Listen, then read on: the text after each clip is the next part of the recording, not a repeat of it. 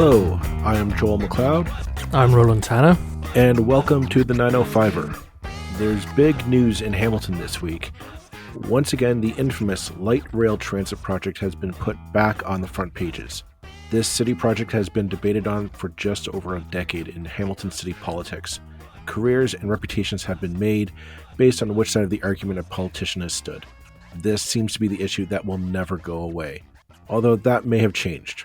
This past week, the federal government announced that they would be funding the project for $1.7 billion combined with provincial funding to actually build the LRT. That's as long as Hamilton picks up the cost of the operating system. There now seems to be an actual plan to get this project completed. All that's left is for Hamilton City Council to vote and approve the go-ahead. However, this is Hamilton, and nothing is that simple. Why is it that this amazing news for a major infrastructure project that there still seems to be a cloud of uncertainty hanging over the LRT? To answer that, we invited Laura Babcock onto the podcast to enlighten us. Laura is well known in Hamilton. She is the owner of Power Group Communications, a PR firm here in Hamilton, and a media contributor on current affairs nationally and the host of The O Show. In addition, she is an advocate for the LRT project in Hamilton. Laura joins us to share her expertise and insight into why this project is not only important for the city, but as well why the city has been unable to move forward on it despite other municipalities in Ontario being able to build LRT systems of their own. Today, we dive into the nitty-gritty of Hamilton city politics. Have a listen. I would like to thank Laura Babcock for taking time out of her busy schedule to come and join us today to talk about the biggest news in Hamilton, it seems currently, is the Hamilton LRT funding update from the federal government. Huge news right now. I think anybody in Hamilton, this is what you're talking about around the dinner table or around the conference table in Hamilton. Rather than me clumsily trying to summarize it, Laura, why don't you just bring all of our listeners up to speed on what the latest development is for the Hamilton LRT project to date? A $3.4 billion with a B investment commitment from the federal government, from the federal Liberal government. And the reason why that is so significant is that a few years ago, the Wynne government provincially had said that they would do $1 billion funding towards the LRT. And then not only did that continue to be a source of contention in Hamilton about who would pay between, $1 billion wasn't going to be enough at the end of the day. What are the operating costs versus the capital investment, et cetera, et cetera. There was another mayoral election on the very issue, that making it at least the second one. And then, of course, Ford came in as the provincial premier and scrapped the project. So this is the latest iteration in at least, I'm thinking, a 12-year saga. And I will stipulate off the top, way back at the beginning, the city of Hamilton hired my firm to produce a video. This is when Fred Eisenberger was mayor, Fred 1.0, and we did a video on all of the rationale for the LRT, the environmental benefits, all the public support. I remember we put in newspapers in the video and interviewed all the proponents, and it was happy times way back then. And then it got literally off the rails, and there's lots of reasons why it got off the rails over the last 12 years or so, and 50 plus council votes that we can discuss. But the reason why this weekend was so significant is that not only was it a lot more money, closer to the true cost, at least for the capital piece, but also it wasn't open for debate whether it would be BRT, bus rapid transit, or LRT, light rail transit. And that, of course, is going right to the heart of the contention here in Hamilton. And so the federal government was pretty much saying, this is how the money's coming, take it or leave it kind of vibe. And so, of course, now we've got council looking that very gift horse in the mouth very carefully. Yeah, I mean, this is kind of like if you're pro LRT, in Hamilton, this is it. Like, this is what you've been waiting to hear, is that no ifs, ands, or buts. Mm-hmm. Funding is there. Somebody's going to build it. And basically the cost of operating it, because it is a municipal project, if you will, be Hamilton Public Transit operating it. They would have to operate it. But the cost of building it is going to be borne on the backs of the federal government. So, I mean, if you're a pro LRT, this is a pretty sweet announcement for you, isn't it? It's a huge deal. And I have been pro LRT as a commentator for years and host of my show here locally. But I've nowhere near been in the trenches as the Chamber of Commerce has, or people like Ryan McGreal and Hamilton Light Rail and all the other groups that have fought so hard for this for so long. It's a huge announcement because what it does is essentially it takes away the question of, well, is that money, that billion, going to be enough for capital costs, right? So it gets rid of that argument. It also says very clearly to council, guess what? This is clear now. This is not a $1 billion funding envelope like the province announced for a transit project in Hamilton. This is for LRT specifically. And that's born of the fact that clearly McKenna understands what has been keeping this project down for 12 years and the political divisiveness around it. So, yeah, it's a huge win for LRT people. And you saw some of them taking that victory lap. However, I would also argue that there is a tremendous amount of trepidation because council has not said $3.4 billion. Woohoo! What a huge generational investment in Hamilton. Let's take it and go. Instead, as I mentioned, they are checking out every single tooth in that gift horse's mouth to see how they can protect themselves for re-election, right? Which is often what plagues our city. We'll get into the details of why Hamilton seems to be so cautious about this project, which seems for someone who doesn't live who doesn't live in Hamilton like a kind of a no-brainer. But just before we get into that, this is a major change of direction for the provincial government, isn't it? It seemed that we almost had the shovels in the ground for the first LRT project. It seemed that we'd finally got past the final kind of election on this issue, and the pro LRT side won. And then it was cancelled, and all kinds of arguments were made about cost overruns and blah blah. What has changed their mind so radically that they are willing to not only put the LRT back in place, but pony up a bigger chunk of money than they probably were going to do in the first place? Well, that's a great question. I think the fact that so much work has been done on the project, that you've got developers like Leona who have been proactively pushing for this relentlessly because they know that this is not about just the train. Yes, high order transit's excellent. It's about the nodes. It's about the investment. It's about the buildings that are literally in design, if not already in construction, on the promise of this project, right? So I think that what changed probably in the provincial perspective is the federal engagement and investment. If the feds are on board and they're going to put, it's a single tax dollar. We're all still paying for it. It doesn't matter, who's giving it to us. It's all our money. But when you have the federal government saying, no, actually, we've earmarked it for this specifically, you've already had all the work done on the line itself. It's been years that this is really, it might not have been shovels in the ground, but they've been making preparations and there's been investments and there's been business planning. And, for years I've talked to all my clients in Hamilton about this issue because they were looking at what it would mean for their business and their employees and possible, investments or developments or whatever. So it's a investment in the future of the city economically. It is a huge win. And so I think that when you have the feds pony up, then the province, it's hard to say no. And it should be hard for council to say no, frankly. Let's just get a bit into the weeds on this one, because the alternative that has been touted is we should have a bus rapid transit system in Hamilton instead of the light rail transit system. And essentially what you're doing is instead of building tracks going down a dedicated route and having an electric carriage for better term running along that trail, you have a dedicated bus route. So buses would just be presumably speeding up and down another dedicated route. I'm still trying to wrap my head around what the difference is between a BRT and an LRT in terms of the outcomes. I think like an LRT, it's less environmental impact because you don't have diesel fumes spewing out the top of the train.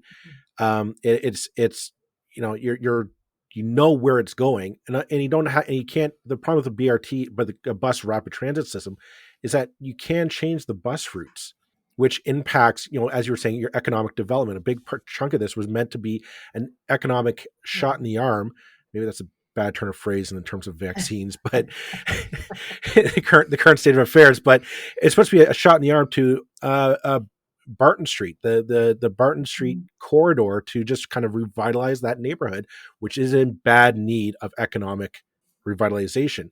So, May, can you just give us, as emotions aside, just what is the difference here in terms of your outcomes between the two systems? Well, there's two systems and then there's two tracks, right? There's the A route and the B route. And one route was the former Mayor Bob Bertina, who just today announced that he's not going to run again as a federal Liberal MP because the Liberal government is investing in LRT when he was pro BRT and he likes a different route. So there's the one route, the other route, and then the length of the route. Is it truncated too soon? Does it not even meet Stony Creek? So there's issues around the route and the coverage of that route. There's also issues around the difference in the vehicles, right? So I'm no expert on the actual merits of the vehicles per se, but I am an expert in public relations. And I will tell you that having a light rail transit train, higher order transportation, the investment that creates, the stability of that route, the nodes that are going to develop around it, and the spill off to the other communities is significant. I was doing a speech in Houston a couple of years ago, and I remember seeing the BRT zip up, or the LRT, and I'm like, wow, that's cool. Like, you get a sense of this is a city for the future. This is not a city left behind in the rubble. It's good for attracting talent to the city. It's good for keeping our kids here working in Hamilton because it means that we are a place on the move. So are there merits to bus rapid transit? Sure. I think one of the merits is that councillors think that the bus rapid investment could then extend out to their communities and make them look good in the election. A lot of people don't. The real issue, and I'm sure we'll get into it, and it's my last point here, is that a lot of it is about the fact that it's a lot of money for downtown. And we live in a tale of two cities here in Hamilton, the mountain and downtown, and that's a whole other issue.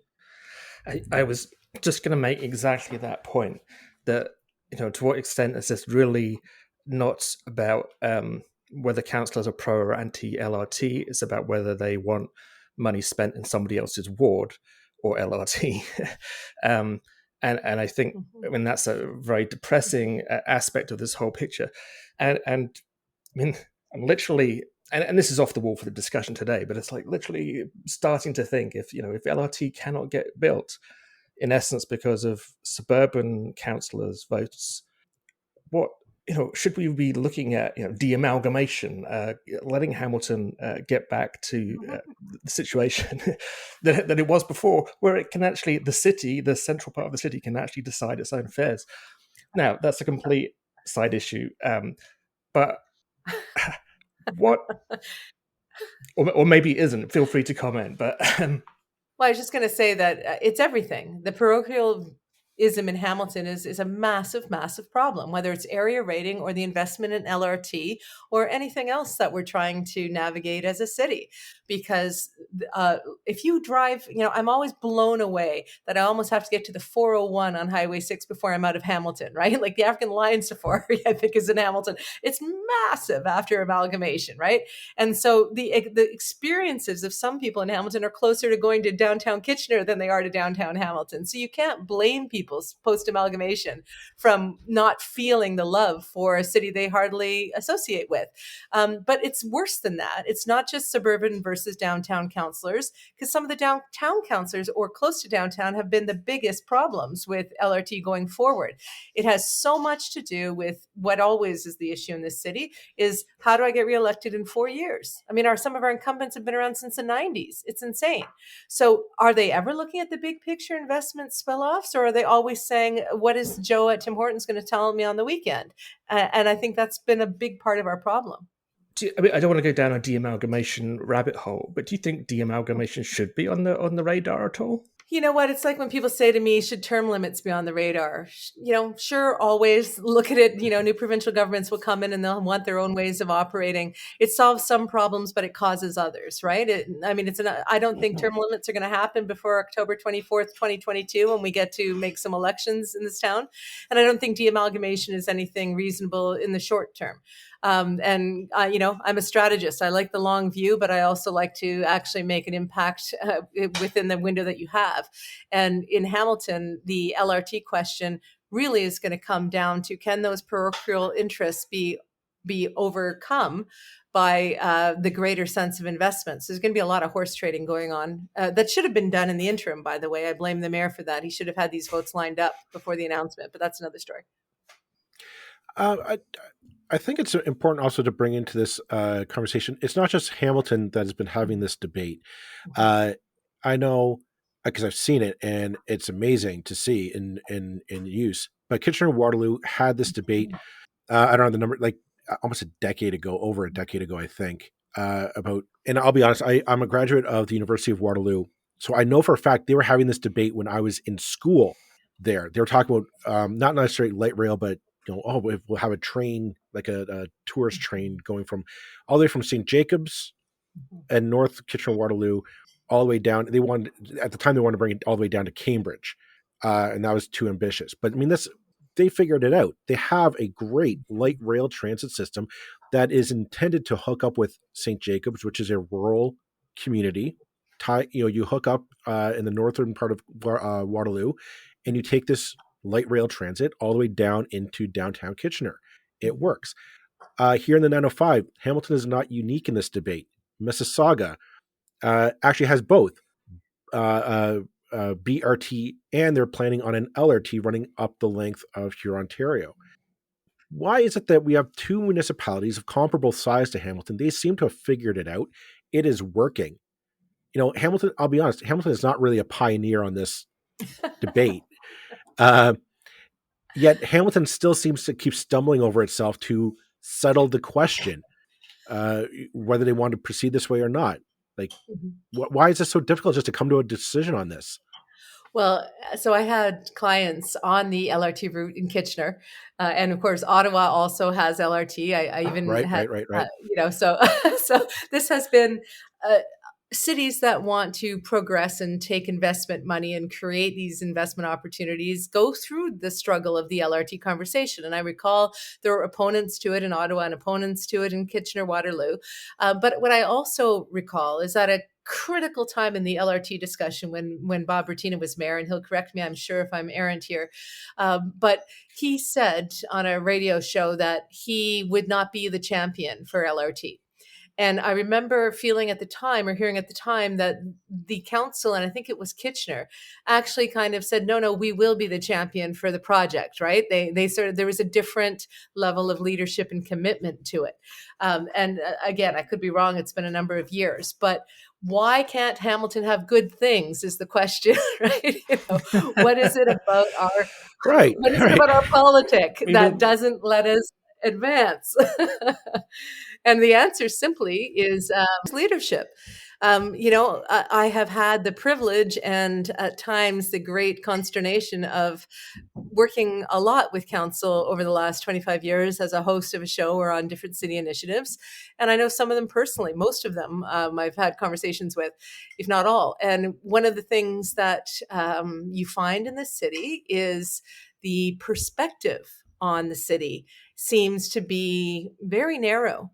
And, it made me question at times if they ever even leave Hamilton and get to experience. When we did the sign in front of City Hall, the Time for Sign campaign, I did that and started that out of a frustration. I was traveling all over the province, and I couldn't understand when I returned to mighty Hamilton, in one of the oldest, biggest, coolest cities in the country, why we had nothing that said, welcome to mighty Hamilton, other than a traffic and population sign, right?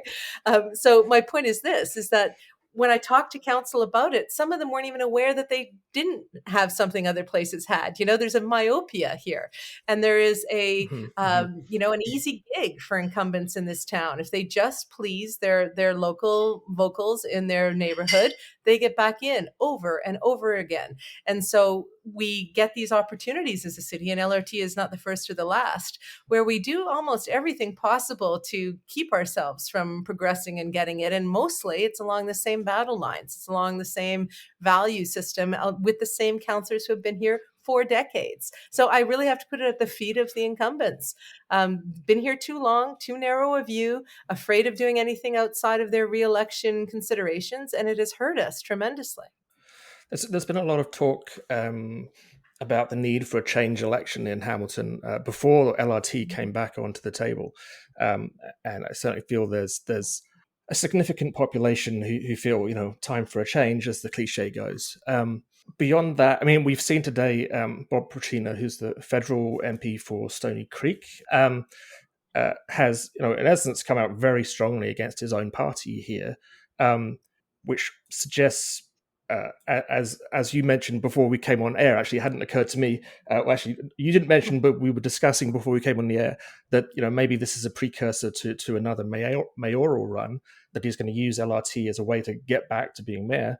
Is that as big a disaster as I think it might be, in that you have a highly credible politician kind of coming back against an unpopular mayor who's pro-LRT? So Eisenberg's kind of good characteristic, from my perspective at least, has been the kind of pro-LRT aspect, and then a whole load of other not so wonderful aspects. That this kind of throws a real cat amongst the pigeons. And leading off from that, just how divided is the Liberal Party in Hamilton on this issue? Because we see multiple liberal connected people, Vito Scro, Bob Prucina now. I know that many of the candidates who've run, whether they won or lost in the past, were anti-LRT at previous elections.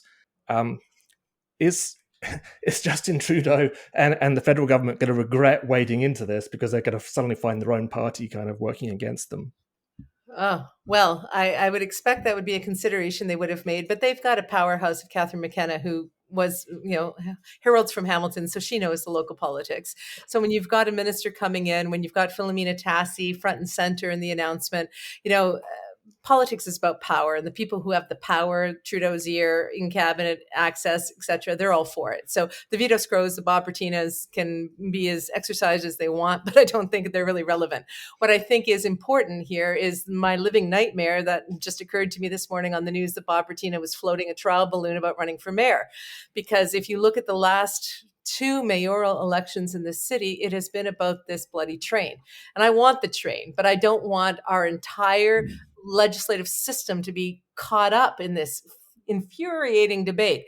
So we're in a situation last time, no matter what you thought let's go back one time before. Brian McCaddy, progressive candidate, a former cabinet minister, Brad Clark, and you had Fred Eisenberger, all running, right?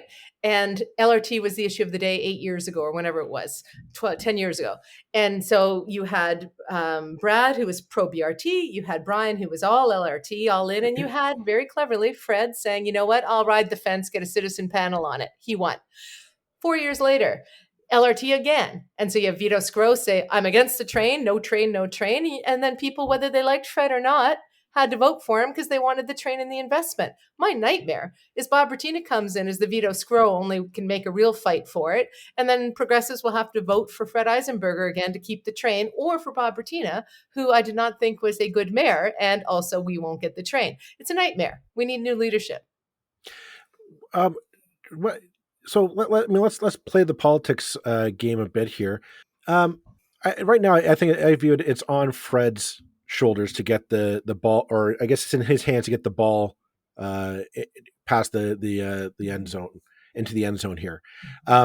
If right now, all eyes are focused on Hamilton City Council. What are they going to do next? Why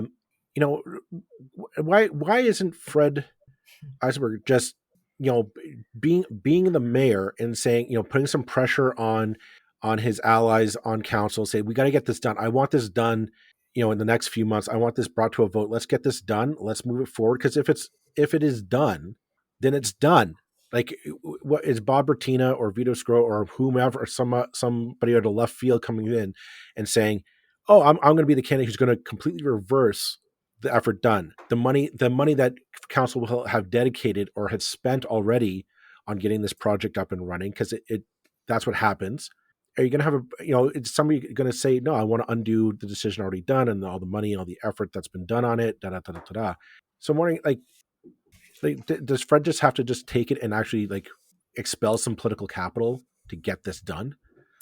Well, in the past, certainly mayors would have had votes lined up on an issue this critical. They would have worked and triangulated and leveraged and horse traded and exerted pressure. I have not seen Fred possessing that particular strength in leadership. And also, why doesn't Fred do many things that you would expect for a leader? He almost puts himself into the role of placeholder. And so do we have a strong mayor? I do not think we do. I also think that because of Sewergate and the Red Hill investigation, he shouldn't be the mayor again. So on this particular file, was he using the time between the total mess up around the provincial announcement? It was a total disaster. Did he take any heat for that? No, but he should have. He should have been paying closer attention to the winds that were blowing at Queen's Park.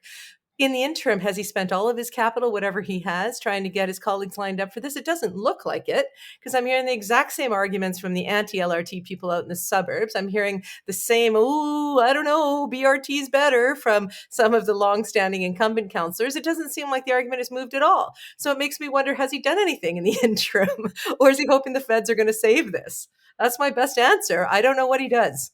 I'm going to put it two more quick questions on kind of arising from that.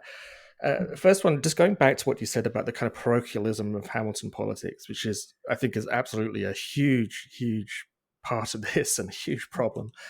It's a general political malaise, not just in Hamilton, but I think particularly bad in Hamilton, that when political debates come forward, they are treated as if Hamilton is the first city in the world to have an LRT. It's like, no, there's 2 places within spitting distance, another one in Ontario.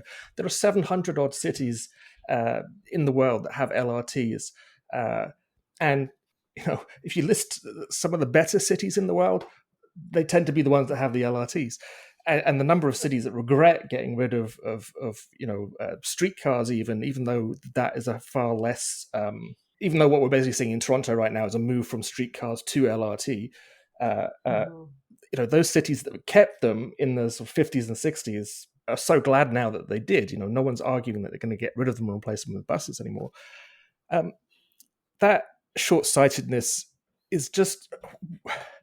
What is it about Hamilton? I mean, we had this similar debate when we were discussing the Tim Hortons field move from Ivor Wynne. And it's like, well, we have this wonderful lake. We have all these possibilities about a place. You think of San Francisco with their stadium on the sea, on the bay there, or what a wonderful place to have a stadium. And you end up putting it right back where it was before, where there's no parking and no transit. Hopefully there will be transit one day. What is it about Hamilton? I mean, it's such an open leading question that's not particularly helpful, but perhaps you have some inspiration that I don't have about why Hamilton suffers from this so much. Well, I have a theory. And can I just say, you don't like the fact that they moved it 90 degrees? Yeah, well, that made all the difference. Okay, so my theory is this. That, and I say this because I moved to Hamilton right when it seemed like the worst of the recession, when, the front page of the spec was that this company shut down, this factory left. It was bad times. And I couldn't understand from the beginning, and I ended up getting a political talk show within a month or two of being here. I didn't understand from the beginning why a city with the topography it has, the location it has, the natural assets it has, the history, the old bones downtown of the cool buildings. I came from Montreal and Winnipeg and Toronto and Windsor and all the other places I've lived. And I was like, why on earth is Hamilton so down on itself? This city is killer, right? I knew nothing about it. Literally, I didn't know anything about the city. The first time I saw it was coming down the 403, which is a beautiful view, right? Yeah. It looks like it rises out of the woods. Yeah. It's gorgeous. And so what I started to realize was that hearts had been broken. Hearts were broken from the days when Hamilton was in its heyday, and subsequent political leadership that raised the downtown, all the old buildings, and cementified it and made tons of bad decisions. People got to a place of such absolute cynicism and heartbreak that they thought it will never be that way again. There'll never be thousands and thousands of great steel jobs. There'll never be these stores downtown that are lit up during the holidays and all this stuff. And so this nostalgic romanticism about Hamilton led to a sense of, screw it. There's no point in engaging. There's no point in trying. We can't have good things because we don't deserve it. A giant chip on the shoulder that is heartbreaking for me, not just because I'm in PR, but because I don't believe Hamilton is limited, right? But that particular chip and heartbreak can be exploited by cynical incumbents who know that people will not fight for something that they don't think they deserve. And so they keep accepting this mediocrity and this garbage leadership that we're getting out of this council. And they think, well, you know what? We were never going to get a nice thing anyway. We don't deserve that train anyway. Why should we? Like, it's so as long as the people of Hamilton, and I'm glad to see young people I know, young leaders, don't buy into this nonsense. But as long as there's a whole bunch of people in Hamilton who don't think we deserve better, we've got cynical politicians who won't try for better because they know they can easily come back in just playing that card, we are going to be stuck with the game that we've got. And so I'm hoping we switch the cards, and I'm hoping that we switch people's feelings about the city. I just want to touch upon something you just said there, Laura, that because I agree. I've lived in Burlington most of my life, so I kind of get to be the guy looking in the shop window, and I get to critique how the display is going with Hamilton. And the one thing about the city is that it shouldn't be this way. As somebody who's outside looking in, I look at it and I say, you've got a world-class university with McMaster, a phenomenal college with Mohawk up on the mountain. You have an educated young workforce. I don't want to say workforce. I want to say entrepreneurs, just young people that are hungry to make a change literally in your backyard. You have a great history, a great culture, and a very diverse community. I mean, you have different neighborhoods of just very, the Croatians, Italian, of course, East Indian, it's a very multicultural city. And on paper, they're like, well, that's a formula for success. And maybe it's a matter like the old guard literally has to die off, and that might sound a little morbid to listeners, but it might just be a matter of the old guard has to die off, because Roll and I had on students from Hamilton students speak up, and you could tell that there's this hunger for change. That we're not going to sit down and take it anymore. And I've always wondered what happens when you give them economic power. What happens when you say it's yours now? What are you going to do with it? And I always wonder, like, LRT is not going to be the save it all solution, but steel is not coming back in Hamilton. It is a done industry. It's being shipped off to China. It's not coming back. But I always wonder, like, why is there not a push to bring in your like biotech, electric vehicle manufacturing? Because you have the port right there. You can literally like build a Tesla or whatever other e-car you want, and just like roll it onto a ship and ship it off to America or wherever. Like it's got so much for it. And I'm just wondering, is that what it's going to take? Is it just going to be a matter of we just have to wait for a generational shift, or is there a way that we can empower these young people to say, run for office, be on boards, run for union leadership, and stir the pot, and just like part of my friendship, but stir shit up and change stuff, because it's yours for the taking. Is that what it's going to take? Well, first of all, mad props for mentioning Croatians first, because I'm in Hamilton because for the love of a Croatian I married 22 years ago. So you've got a new fan for your podcast when my husband hears. Well, we're looking to build our listenership, so I had to put out low fruit. But to your point, not just Hamilton on paper, but Hamilton from the sky. During the World Cycling Championships, when they were showing aerial views of our canopied city by the water and the mountain, people around the world were like, "Where's this beautiful place?" So what Hamilton is on paper and from the sky and from every perspective, pretty much seems to be incongruous with our inability to advance ourselves. Right? We have every opportunity to the point that it almost becomes nauseating that we're so far behind where we should be. And so one thing that gives me a lot of hope, and I just before this podcast was in a rehearsal for the anti-hate summit that's happening in Hamilton this week that I'll be moderating parts of. And when I see the youth engaged in that, the Hamilton leaders that are coming up, they are not going to need us to sort of empower them. They've got the power. They're ready to go. I think what they need us to do is support them, to get out and vote, to say enough of this apathy, enough of this sense of it's never going to get get better, so why bother? Because, if I ever hear that, I'm like, if I felt that way, I would have moved. I'm not from here originally. I got options. I got clients all over the province. I wouldn't be in Hamilton if I didn't believe that the city is coming into its best years. So the youth are ready to do it. All we need to do is make sure we get out the vote. We talk to our neighbors and say, no, you've got to vote. Come on. Like you have to, this time, don't just say it's the same old, same old. There's never going to be a difference. Let's just do it for the kids who are working their butts off to make a difference, right? So that gives me a tremendous amount of hope. So I think our role in it is to literally support it with what we do have a little bit older. I'm 48 years old. I own a company. I can support people through my voice, my platforms, my finances, by getting out the vote, by breaking down some of these old narratives and trying to inspire hope in others.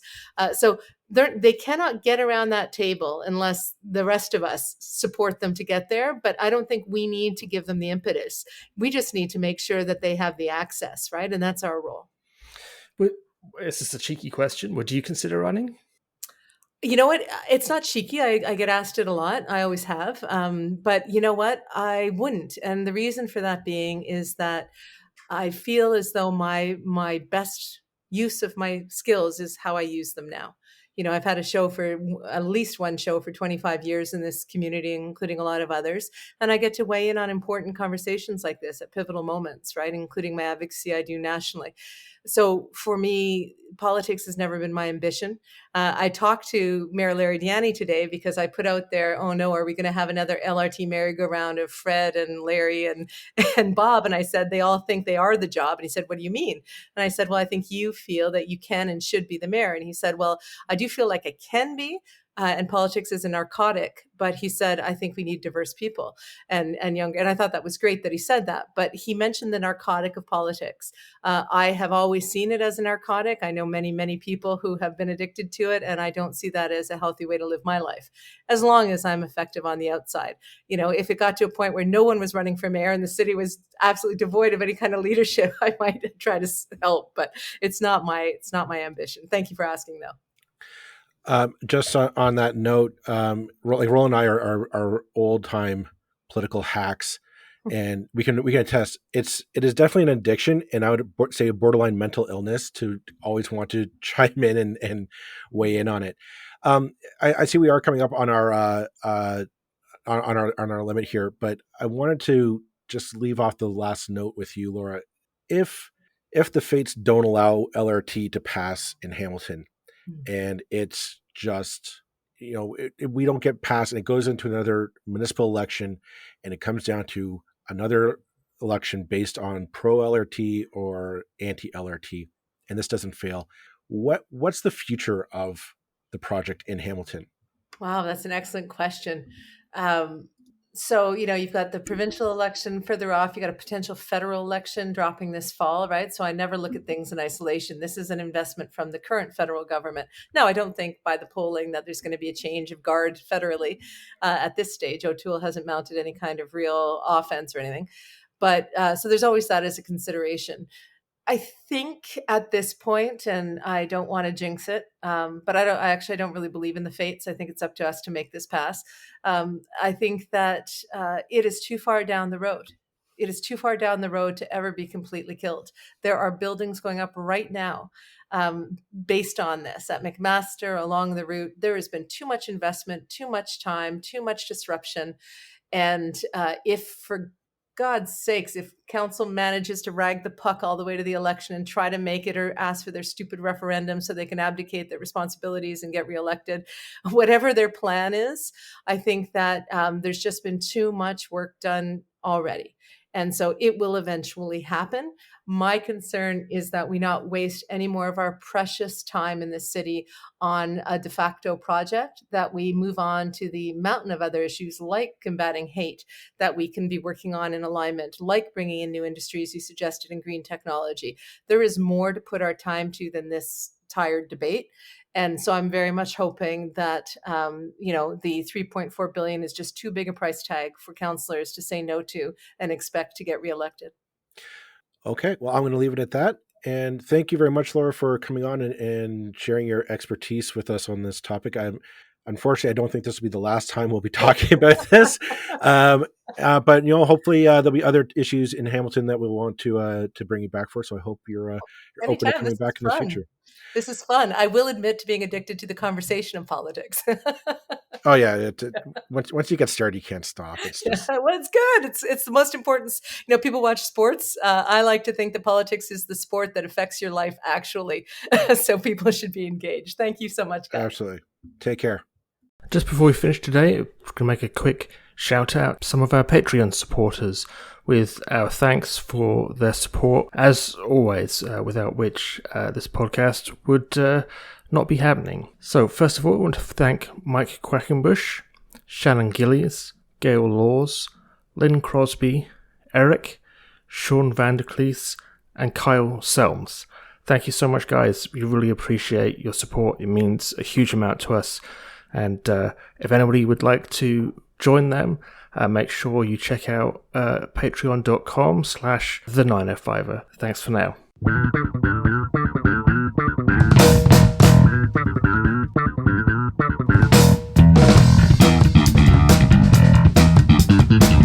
That's it for this episode of the 905er. Thank you for listening.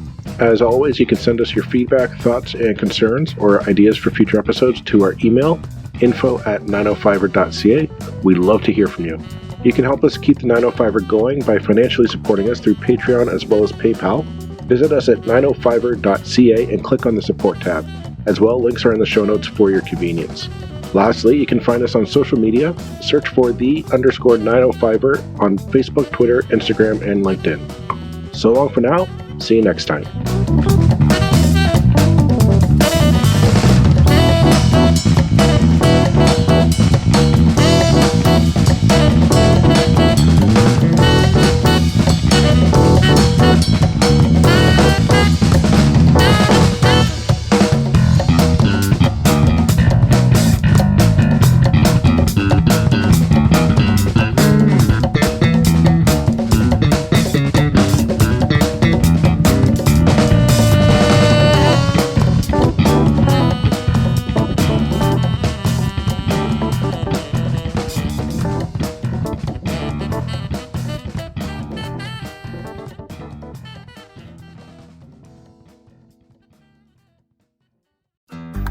Looking to make the most out of this life and optimize your personal wellness? Then check out the Natural Man Podcast. Join me, host Mike C., as we explore all areas of human wellness, physical, mental, and emotional. Learn strategies to optimize your own well-being and be in the driver's seat of your own health. Remember, your doctor works for you. Learn biohacks, neurohacks, ways to improve sleep, and ways to optimize your body and your mind. Check us out on Apple, Spotify, the Fountain app, and at naturalmanpodcast.com.